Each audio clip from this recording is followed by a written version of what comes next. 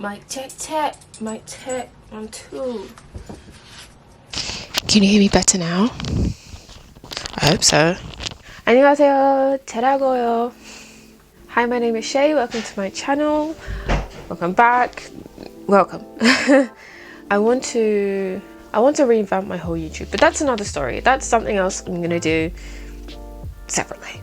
So I recently got the iPhone. Are you serious right now, bro? Yeah.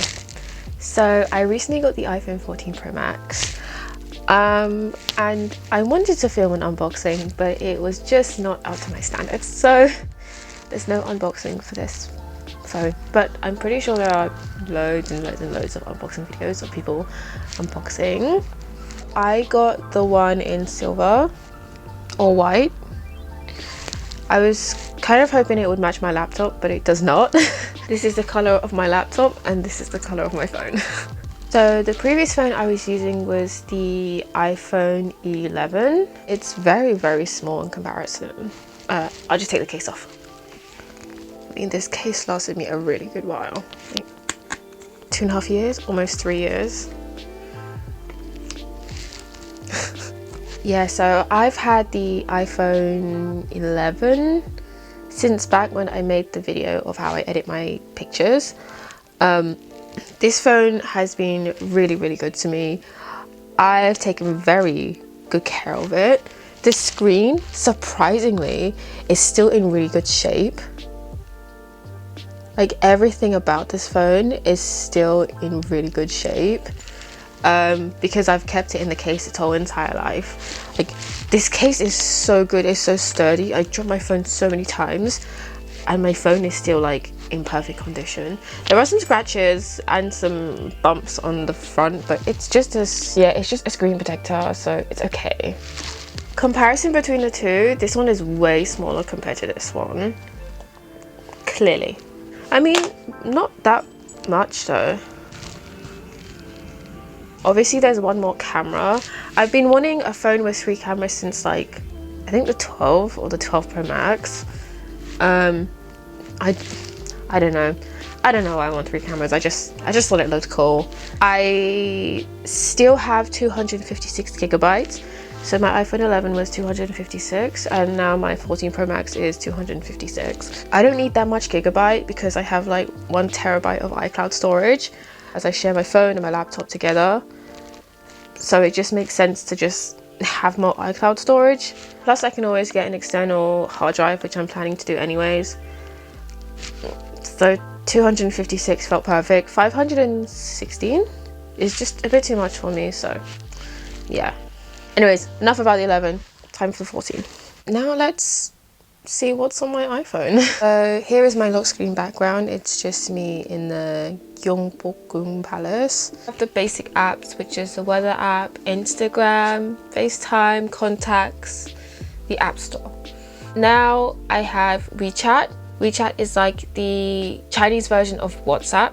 I use WeChat for my class and I use WeChat for my work because I need to communicate with my work colleagues or with my boss or whoever. So I just use WeChat for university and use WeChat for work. Sometimes I speak to my friends on WeChat, but it's mostly just Instagram that I speak to them on. What I found, which is really cool, in the discovery part on the channels, you can actually watch videos that are very Douyin-like. Sometimes I can spend a while just like flicking through here and just watching them. It helps with my listening a lot, so sometimes I watch them if I have nothing else to do. We have Clock and then we have Kakao. Kakao Talk is the Korean version of the Chinese version of WhatsApp. So Kakao, I used to talk to my Korean friends and my international friends who are also learning Korean. Most of the time I end up just speaking English, but we do sometimes communicate through Korean. Sometimes I do speak in Korean, but sometimes it's in English. Next I have Capcut. Capcut is really, really good for editing your TikTok videos. You know, Capcut is also really good for PC as well. This is how I edit my YouTube videos. Next, I have my photography section. This is where I can edit pictures or I can edit videos. P2 is a Chinese picture editing app. This one, I don't remember what I used this one for. It's been a while. Oh, I have a whole section of videos of what apps I use to edit my pictures on. I have a whole video about that. You can watch that one right here. The ones that were in this video was P2 and Soda and I believe Snow and Foodie. Me Too or May Too is one that I use for text for my thumbnails. This one is so good. The only downside is you can't wiggle your thumbnail text like this, but it gives you really good font suggestions and it has really good stickers on there, so I use that one for one of my projects as well. I really recommend it. So this is what Me Too looks like, or May Too. You can have different style stickers or different filters, different frames, and then when I said different text, of course VIP you have to pay for. Next we have Lens Buddy.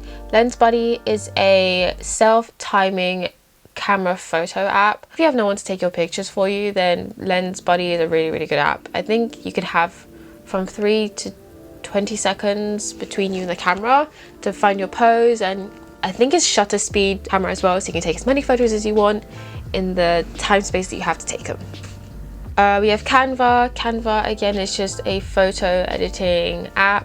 I also use Canva for my thumbnails. Next I have Camera Connect, which is just an app between my Canon camera and my phone. Of course, like I said, this is a brand new phone, so I have to like open all of my apps and I have to register everything. I might as well do it now since I'm already on here. I have the Canon EOS. What do I have?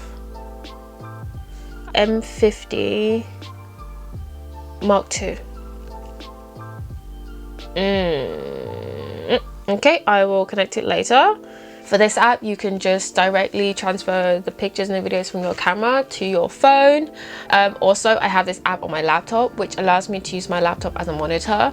The downside is that the app lags quite a bit. I don't know how or why, but it lags. But on my camera, I have a viewfinder anyway, so it's completely fine for me to not use it. But I like the option. I like the option. In case the viewfinder is too small or the camera is too far away, it's a really good option. Next I have Studio. It's another app I use to do my thumbnails on.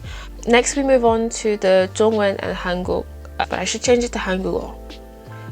We move on to the Zhongwen and Hangugo folder.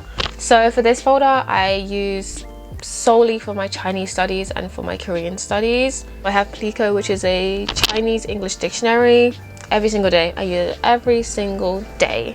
Because in my daily life, I also speak Chinese to my colleagues as well as to my teachers, hence why I use WeChat because it's a Chinese app.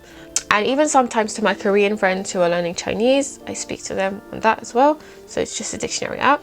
Next I have Webtoon, but Korean version. Webtoon is a comic book app where you can learn or just read some Korean books. Next I have Papago, which is a translating app. It's also linked to Naver. They have different languages, so they have Chinese, Korean, Japanese, Vietnamese, Thai, Spanish, French, Indonesian, Russian, German and Italian. Next I have Hilokal. 100% recommend this app. It is a speaking to listening app where you can practice any language. So for me, like I said, I currently only practice Korean because I speak Chinese every single day. I have Chinese classes every single day, Monday to Friday, 6 a.m. to 9:30 a.m. So I have like 3 hours of Chinese class every day for 5 days. So that's what, 15 hours of me speaking, listening to Chinese a week, which is already pretty good. And then I go to work and I hate even more Chinese, so it's really pretty good.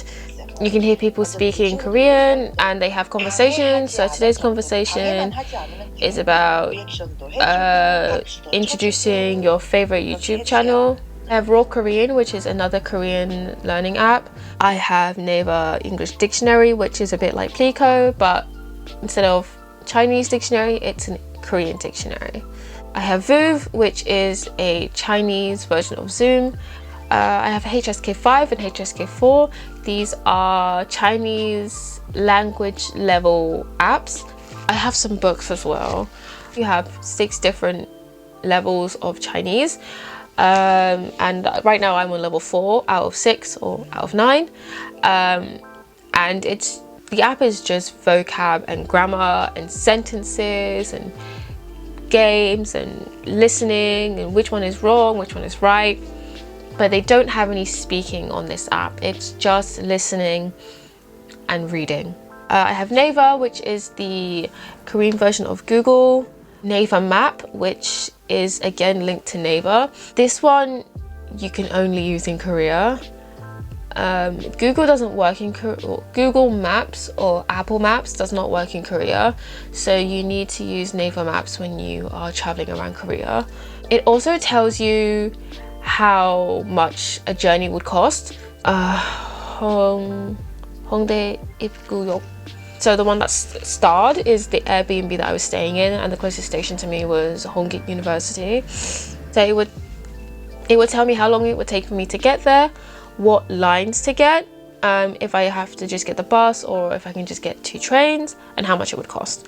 I got the bus once.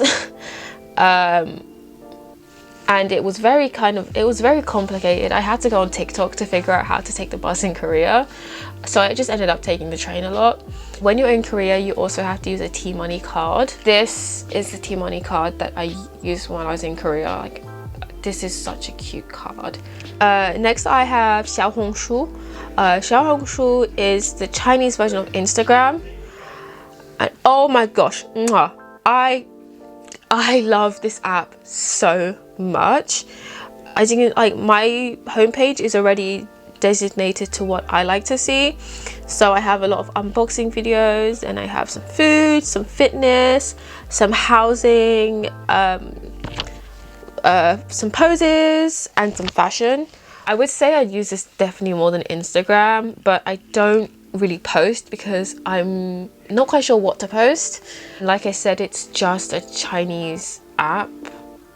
I know I've got my bios. I've got something wrong in my bio. I don't remember which word. But for this app, you have to use like 100% Chinese. So if I press, let me find a good one. If I press this one, but they went to Lidl, they just speak Chinese a lot, and they have some Chinese hashtags. So they're talking about how they are having English life and they're an international student in England, and then you've got some comments in Chinese as well. So for this one, not only is it interactive for me, but it's also a really good way for me to learn, and it's just visually impressive. Again, I have some pretty basic apps here: the Messenger, settings, WhatsApp. Come on, everyone has to have WhatsApp. So I have this lifestyle section. So I've got AliExpress, I've got Taobao, Monzo, Shop, TikTok, PayPal, Global Source. Taobao is a Chinese shopping app. From Taobao, I've already ordered stuff in the past, but the shipping is really expensive. So I only ordered once. You can buy anything from this app. You can buy bed sheets, like anything apart from live animals. I think you can buy, or can you? Next is vidIQ. vidIQ is a YouTube statistics app. As you can tell, my YouTube is not really doing that well, so I use this app to give me video suggestions or title suggestions. It also gives me keyword suggestions, which is really good. So it tells me the keywords that are trending right now: Netflix, wallet, nectar. They have Flow, which is a period tracking app. They have the food section, which is just Costa, Starbucks, Cafe Nero. Tesco's Groceries is another food shopping saving app. That is everything that is on my iPhone. As you can see, it's pretty much getting dark, so I gotta end the video here. But thank you for watching and scooping into my life to finding out what is on my iPhone. Thank you. Bye bye.